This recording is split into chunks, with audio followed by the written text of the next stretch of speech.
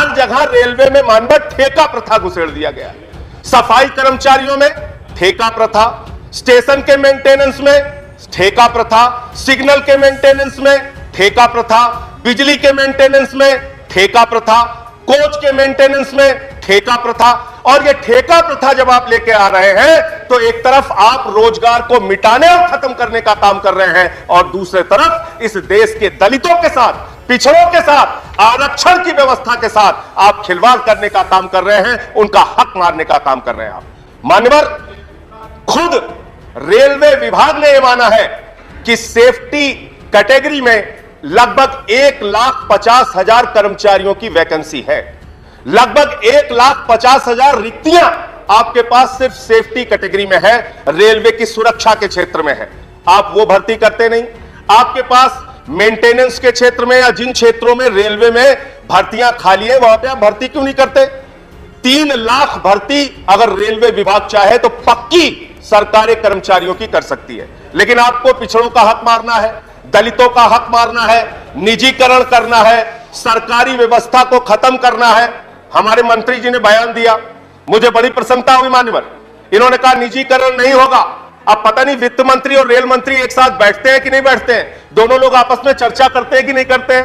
वित्त मंत्री जी कहती हैं रेलवे की 26% संपत्तियां हम बेचेंगे, लगभग 1,50,000 करोड़ रुपए रेल की संपत्ति बेच के हम अर्जित करने का काम करेंगे। और मेरे पास तारीख है, 31,000 करोड़ रुपए की टेंडर इन्होंने निकाला, जिसमें से मात्र 7,200 करोड़ रुपए का इनको आय हुई, बाकी लोगों ने टेंडर में हिस्सा ही नहीं लिया। तो आप एक तरफ लोगों के बीच में तो ये कहते हैं कि हम निजीकरण नहीं करेंगे, लेकिन निजीकरण करने के लिए जितनी भी आप योजनाएं ला सकते हैं रेलवे के अंदर, वो लाने का काम करते हैं। दूसरी बात मान्यवर, मैं इनका पढ़ रहा था कि रेलवे में पिछले 5 वर्षों से लगातार आमदनी में कमी आ रही है। लगभग 7.8% इनकी आमदनी घटी है। आमदनी भले ही रेलवे की घट रही हो, भले ही आपने पिछले दिनों में रेलवे के प्लेटफॉर्म की टिकट 50 रुपए कर दिया हो, पैसेंजर के किराए को आपने 3 गुना वृद्धि कर दिया हो, बाकी चीजों में वृद्धि कर दिया हो, लेकिन आपकी आमदनी 7.8% घटी। ये आंकड़े बताते हैं। लेकिन उसके बावजूद आप अपने राजनीतिक कारणों से रेलवे को घाटा पहुंचाने के लिए तैयार रहते हैं। आप अपने राजनीतिक कारणों से रेलवे का नुकसान करने के लिए तैयार कर रहते हैं। मैं मान्यवर बड़ी विनम्रता पूर्वक आपके माध्यम से पूछना चाहता हूं, हमारी दिल्ली की सरकार तीर्थ यात्रा योजना लेके आई, बुजुर्गों के लिए तीर्थ यात्रा योजना। अब उन बुजुर्गों को तीर्थ यात्रा योजना से आपको परहेज क्या है?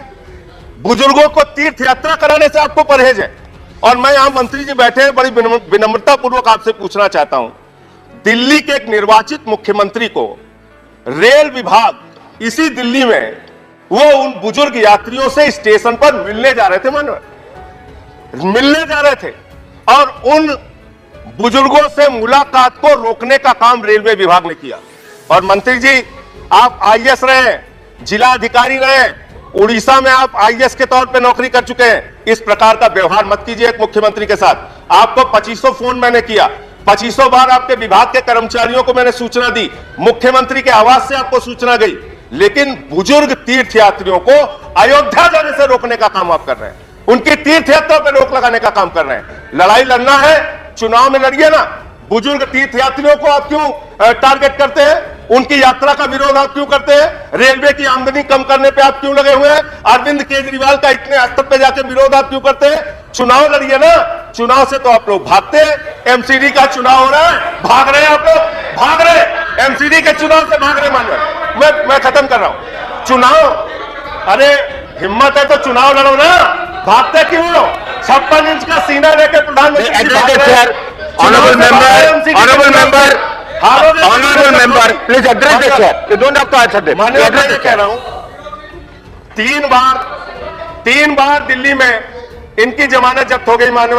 एक बार स्कूटर पार्टी बन गए, 3 सीट आई, दूसरी बार इनोवा पार्टी बन गए, 8 सीट आई। 3 बार से हार रहे और अभी एमसीडी के चुनाव में चुनाव से भाग रहे। करे केजरीवाल का सामना नहीं कर सकते, चुनाव से इतना डरते हैं आप लोग। देश के प्रधानमंत्री की छवि खराब कर रहे हैं आप लोग। देश के प्रधानमंत्री कहते हैं हमारा 56 इंच का सीना है, आप लोग कहते हैं हमारी दुनिया की सबसे बड़ी पार्टी है। दुनिया की सबसे बड़ी पार्टी एमसीडी के चुनाव से भाग रही है, डर रही है केजरीवाल से। आप लोगों को शर्म नहीं आती?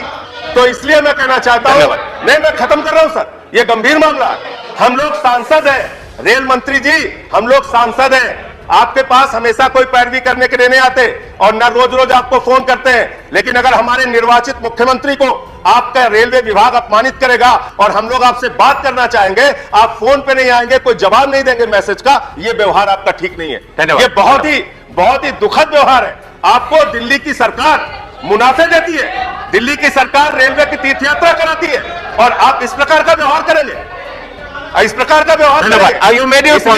नहीं, आप खत्म कीजिए। एक अंतिम बात कहकर खत्म कर रहा हूं, अंतिम बात कहकर खत्म कर रहा हूं। सर, अभी दूसरों को तो आपने 12-12 मिनट बुलवाया सर, हमारी जब बारी आती है उधर से चिल्लाने लगते हैं। आपके पार्टी के जितने समय होता है उसी हमेशा वहां चुनाव से आपका समय होता है उसी यहाँ आप बोलने नहीं देते सर। चुनाव आयोग जैसी संस्था को कंक्लूड कीजिए। चुनाव आयोग जैसी संस्था को अपनी कठपुतली बना रहे हैं सर। कहां बोले हम लोग, ये कहां जाए अपनी बात? आप रेल बजट पर बोलिए ना, अब तक तो आपने रेल बजट पर बोले ही नहीं। बातें हुई रेल बजट, आप कंक्लूड कीजिए। फिल्मी दुनिया तक की बातें हुई रेल बजट पे, फिल्म के गीत गा रहे थे लोग अभी रेल बजट पे। तो मैं ये कहना चाहता हूं, रेल मंत्री जी थोड़ी संवेदनशीलता लाइए अपने प्रति, बुजुर्गों के प्रति। आपने बुजुर्गों की कंसेशन खत्म कर दी रेलवे में, आप थोड़ी संवेदनशीलता लाइए।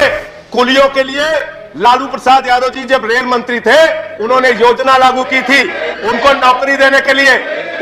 अब देखो कुलियों का भी विरोध कर रहे हैं सर, कुलियों का भी विरोद कर रहे हैं। आप समाप्त कीजिए। आप नहीं, गरीब आदमी का, आप समाप्त कीजिए। गरीब आदमी का विरोध कर रहे हैं। आपका समय हो चुका है। सबका विकास कहते हैं लोग।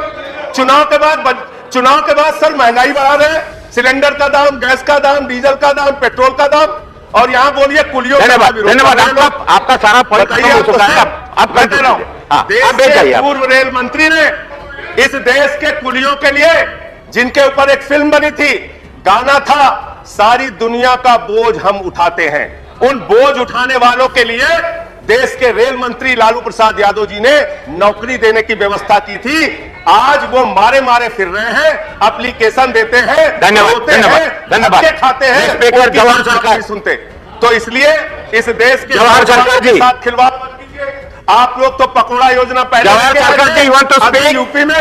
अभी यूपी के नौजवानों को इन लोगों ने कहा मान्यवर, यूपी के नौजवानों को जाके प्रधानमंत्री ने कटोरा योजना दे दी। पहले पकौड़ा योजना, अभी कटोरा। धन्यवाद। अरे नहीं, दिस इज नॉट दैट। नहीं, धन्यवाद। Next speaker is, I am calling the next speaker. नहीं, ऐसा नहीं, ये ऐसा डिबेट नहीं होता है। Please be seated.